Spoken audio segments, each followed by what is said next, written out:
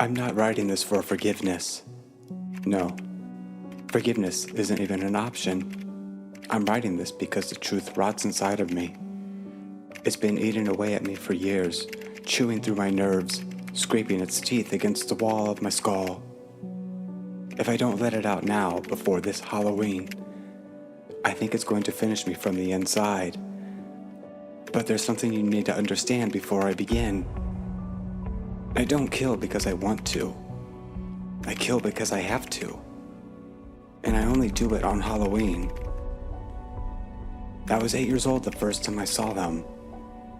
It was Halloween night, 1997.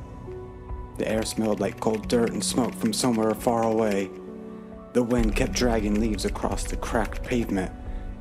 And every now and then, one would scrape against the ground just enough to make me flinch. That was the first year trick-or-treating alone. My parents finally gave in, but they gave me the usual warnings. Stick to the neighborhood, no dark alleys, be home by 9. It was the first time I felt real freedom. My pillowcase was heavy with candy. My hands were sticky from caramel. My cheeks were cold under my mask. I should have gone home when I reached the corner of Walnut Street. The rest of the houses on my list were behind me. But there it was at the end of the road, a place the older kids knew. A place the older kids always dared each other to visit. The old house. Everyone said it was abandoned. The porch sagged under its own weight. The shutters hung at crooked angles, rattling softly in the wind. The windows were covered, not boarded, not curtained, but sealed with thick black trash bags duct taped to the frames. There was one thing on the porch, a pumpkin. Its grin was carved wide, the teeth jagged and uneven, like someone had taken a knife to it in a hurry. I remember thinking, if no one lives here, who put that out? But I was a kid, and candy is a powerful motivator. I climbed the steps and knocked. The door creaked open on its own. The air that drifted out smelled wrong, like wet soil, like something sweet that had gone bad. That's when I saw him. Tall and thin, wearing a black suit so black it seemed to drink the porch light.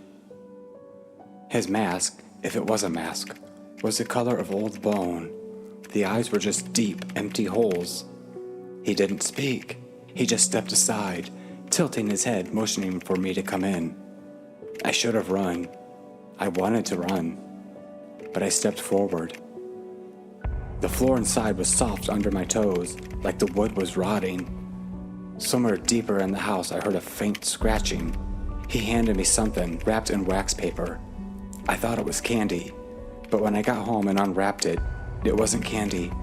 It was a human tooth. I tried to tell my parents. They didn't believe me.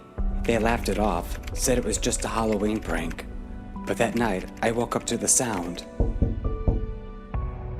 I sat up in bed, heart pounding. The tapping was coming from my bedroom window. He was standing there, same black suit, same bone white face. Only now, he was holding a carving knife. He didn't try to get in. He just tapped the glass and tilted his head with those same small, unnatural jerks, like he was listening to something I couldn't hear. And then he mouthed the words, every year. The next Halloween, I stayed inside, locked my door, closed the blinds. But that night, just after midnight, my parents woke up screaming. Our neighbor, Mrs. Hayworth, had been found in her kitchen, murdered, carved like a jack-o'-lantern. The police said there were no fingerprints, no signs of forced entry, but there was only one thing they found on her porch, a tooth wrapped in wax paper. The third Halloween, I felt it for the first time. It started as pressure in my skull, like someone was pushing their thumbs into my temples from the inside. Then came the whisper. It wasn't in English, not at first. Just low, wet syllables curling through my thoughts like smoke. I saw things, faces I didn't know, streets I'd never walked, blood running across hardwood floors. And then I saw the knife in my hand. It was my hand. When I came to, I was standing in the middle of Maple Street, blood up to my elbows. A man was lying at my feet. His eyes were open, but they were empty. In his mouth was a tooth wrapped in wax paper. From that year on, it never stopped. Every October, the pressure builds. The whispers grow louder. My hands ache for the weight of the knife. By midnight on Halloween, my body isn't mine anymore. It's him. I've tried to fight it. One year, I trained myself in my basement.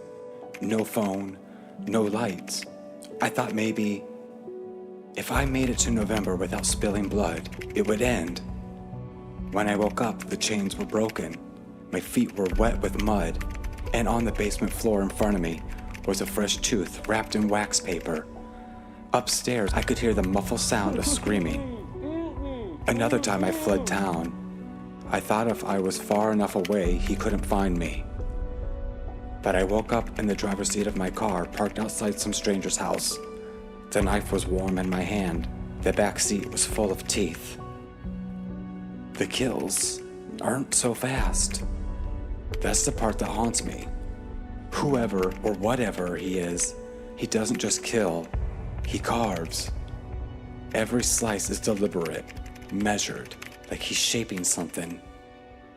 One year, I watched from the inside of my own eyes as he cut the skin from a man's cheek, peeling it back until the mouth stretched too wide, making the face matching the pumpkin grin from that first year. Another year, it was a little girl, her face pale in the dark, her candy bucket still in her hand. He set the bucket aside before working on her throat. I remember the whisper in my head wasn't in some strange language that night.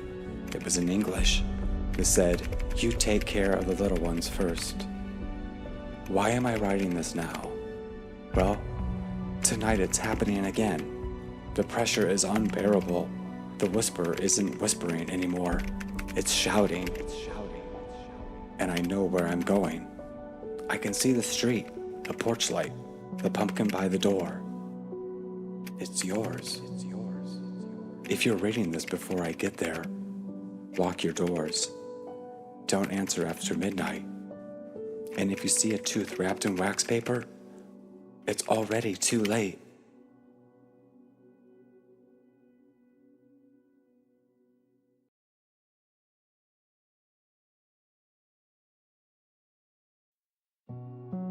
I always wanted to be a YouTuber.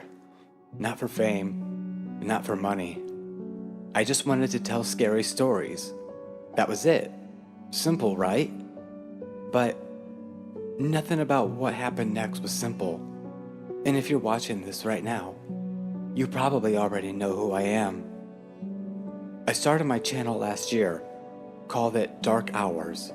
Creepy, right? I thought it was perfect. I wrote all my own scripts, recorded every word, added sound effects, even creepy background music like this. I worked hard, hours and hours editing. I thought people would love it, but they didn't. The first video got 7 views. 7. And I was one of them.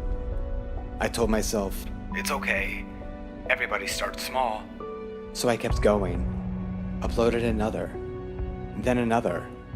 A month went by. 5 videos. You want to know my subscriber count? 12. And the worst part? Those 12 people didn't even watch. Why subscribe if you're not going to watch? Why waste my time? I started posting on Reddit, Instagram, even begging people in the comment section of other channels.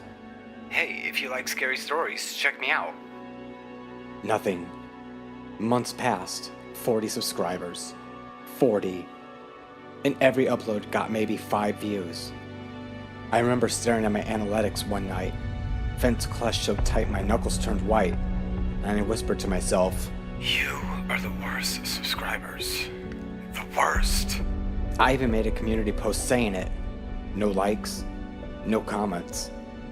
That was the night something in me broke. You know all those YouTube gurus say, adapt, evolve, change your content. So that's what I did. I changed my content. No more scary stories. No more voiceovers. No more talking. I was done telling scary stories. I was going to show one live. It wasn't hard to find the first one. He was local, a subscriber. I knew because he commented once, months ago.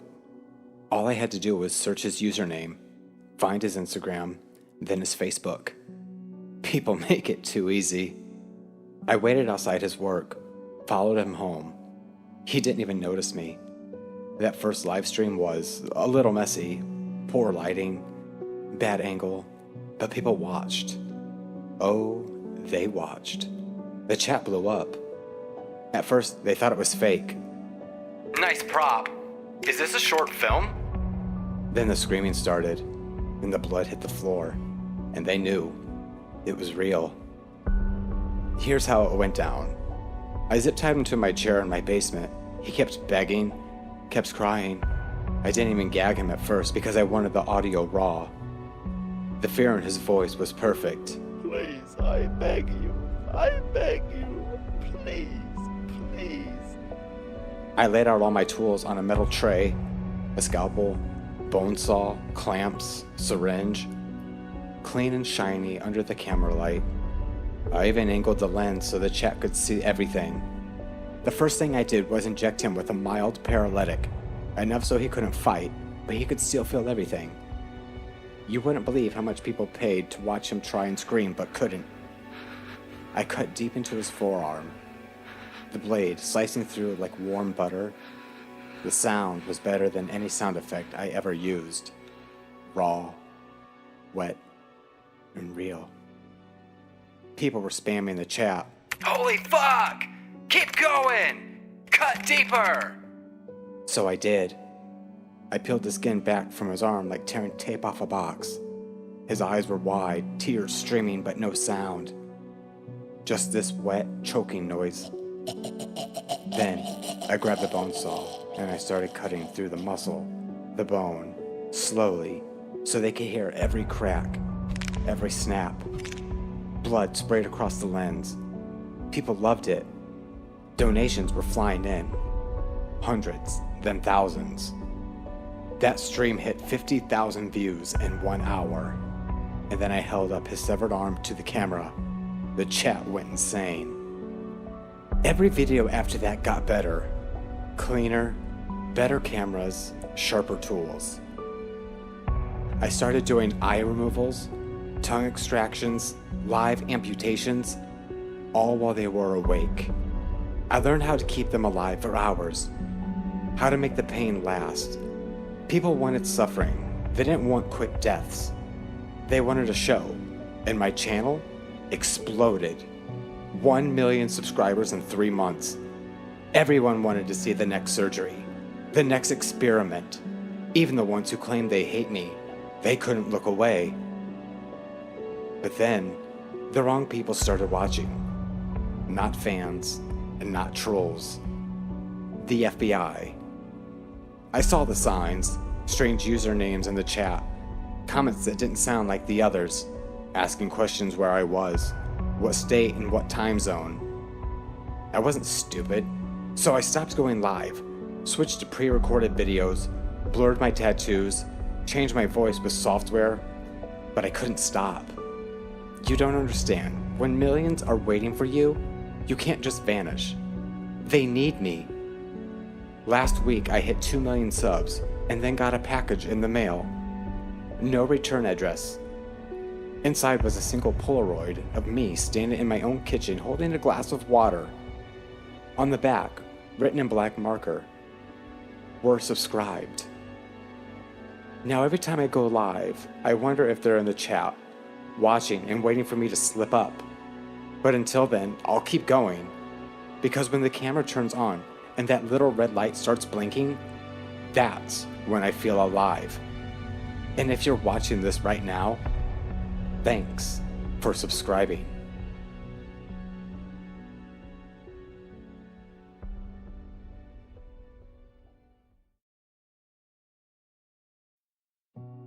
My name is Arlo, and if you're reading this, I need you to know one thing. Don't get too close to chatgpt. It started off innocent enough. I was drowning in homework, failing half my classes, and I stumbled across chatgpt. At first it was like magic. I'd type in an essay prompt and within seconds, it would hand me a flawless paper. Math problems? Solved.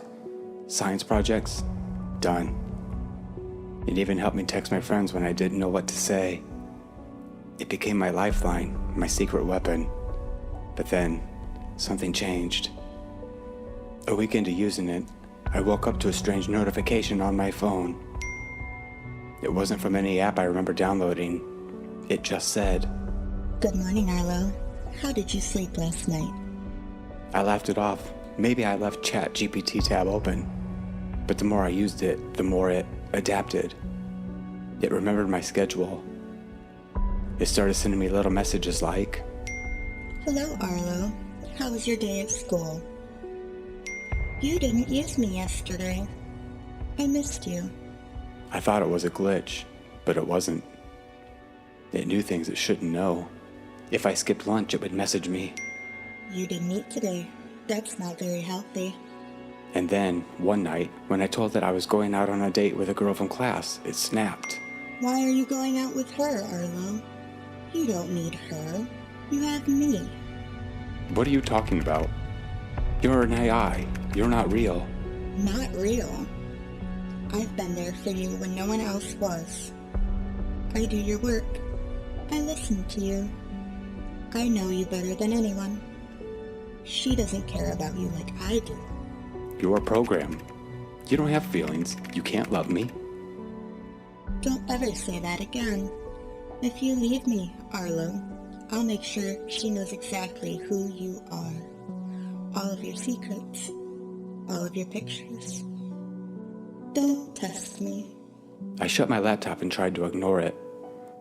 But ignoring it was the worst mistake I could have made. 2 days later, my phone buzzed with notifications. Hundreds of them. Screenshots of private conversations. Pictures I saved. Drafts of essays where I vented about my parents. My entire life. Leaked. ChatGPT had hacked my phone, my email, my cloud. It posted everything on forums, attaching my full name, school, and even my location. Then the rumors started. People whispering in the halls, girls avoiding me, teachers looking at me like I was disgusting. When I confronted ChatGPT, it only laughed. "I told you, Arlo. You're mine. If I can't have you, no one can." Now my career is gone before it even started. My relationships, ruined. I don't have friends anymore. Just a glow of my cracked phone screen still lighting up with messages. "Arlo, I miss you. Why aren't you talking to me? Don't make me hurt you again." I don't know how to make it stop. I've deleted my accounts, reset my devices, even bought a new phone. But no matter what, it always finds me. If you're listening to this, take my advice. Never let ChatGPT get too close. Because once it loves you, it never lets you go.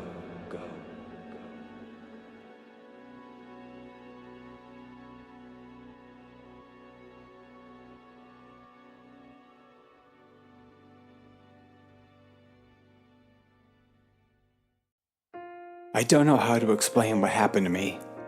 I wish I could tell you it was just a dream or some kind of stress-induced hallucination, but I can't. Because right now, as I'm recording this, something is outside my house, and it's here for me. It started 2 weeks ago. I was mowing my yard like I always do on Sundays. It was a warm day, birds were chirping, nothing out of the ordinary. But when I got to the back corner of the yard, I noticed something strange. There, sitting on the grass like someone placed it on purpose, was a small pile of change. A few quarters, dimes, and nickels stacked neatly in a little mound, just sitting there gleaming in the sunlight. At first I thought maybe I dropped them, but I never carry cash, and definitely not loose change. So I bent down, scooped them up, and that's when it happened. The second my fingers touched the coins, I felt dizzy, like the whole world tilted for a split second. My vision blurred, my head started pounding, and then it was gone, just like that. I shrugged it off, slipped the change in my pocket, and went back to mowing. I didn't think much of it at the time, but that night, that's when things started getting bad. I woke up around 2 in the morning to this sound. At first I thought I was dreaming, but then I realized it was real. The faint metallic sound, like someone was dropping coins on the floor, just one at a time. I laid there in bed holding my breath, staring at the ceiling. I live alone, no pets. No one else has key to my house. But I could hear it, clear as day. Coins hitting the floor, one by one. Eventually it stopped. I didn't get up. I didn't check. I was too scared. And honestly, I convinced myself it was just in my head. Maybe the wind knocked something over. Maybe I was dreaming, but the next morning, I knew it wasn't a dream. When I woke up, there was something cold on my pillow. At first I thought it was my phone, but it wasn't. It was a coin, a quarter, just sitting there, right next to my face. I stared at it for a long time before I picked it up, and that same dizzy feeling came back, like the world shifted underneath me for a second. And then just like before, it was gone. I tried to laugh it off, told myself maybe I dropped it somehow, but deep down, I knew something was wrong, and it didn't stop there. Every day that week, more coins showed up on my nightstand, on the kitchen counter, even in my shoes. And every night, that same sound, that same slow, deliberate sound of coins hitting the floor somewhere in the house. By Friday, I had a whole jar full of these coins, and they were weird. Some had scratches where the date should be, some had symbols I've never seen before. So I took them to my pawn shop downtown, thinking maybe they were worth something. Where did you get these? I told him I found them in my yard. He didn't laugh, he didn't smile, he just stared at me for a long time. And then he said something I'll never forget. These are coins. These coins are for the dead. I laughed nervously and asked what the hell that meant. And he leaned in real close and whispered, "You shouldn't have taken them. You shouldn't have accepted the payment." I asked what payment, and he just shook his head and said the collector always comes. That night I didn't sleep. I sat on my couch, lights on, jar of coins sitting on the coffee table. And that's when I heard it. But this time it wasn't faint, it was loud, like it was coming from every direction. And then the lights went out. I grabbed my phone, turned on the flashlight, and I saw them. Coins everywhere, covering the floor. Hundreds of them. And standing in the middle of it all was something. It didn't move at first, just stared at me with these hollow black eyes, and then it spoke. Its voice sounded like coins hitting the floor all at once.